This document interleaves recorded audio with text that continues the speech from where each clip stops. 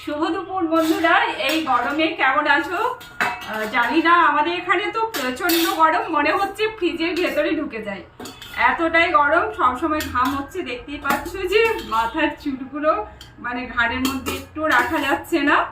তো যাই হোক, আজকে আমি কিছু রান্না কুকিং চ্যানেলের জন্য বানালাম। তো সেই জন্যে আমার দেখতেই পাচ্ছ যে ভাতটা সাজানো মতো আছে।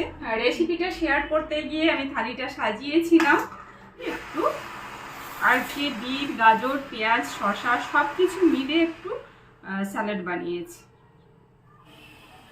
আর আজকে করেছি করলা, আলু, কাঁচা লঙ্কা সব কিছু দিয়ে পেঁয়াজ টেয়াজ দিয়ে একটু মাখা করেছি করলা আলুটা। তোমাদের জন্য এটা শেয়ার করার জন্য ভিডিওটা বানিয়েছি।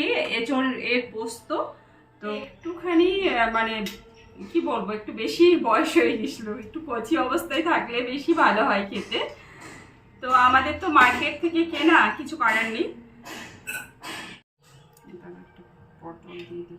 আর পটল আলু দিয়ে রুই মাছের একটা ঝোল বানিয়েছি, পাতলা ঝোল, যেটা আমি তোমাদের সাথে শেয়ার করব। দেখো, এই দেখো কি সুন্দর হয়েছে, দেখো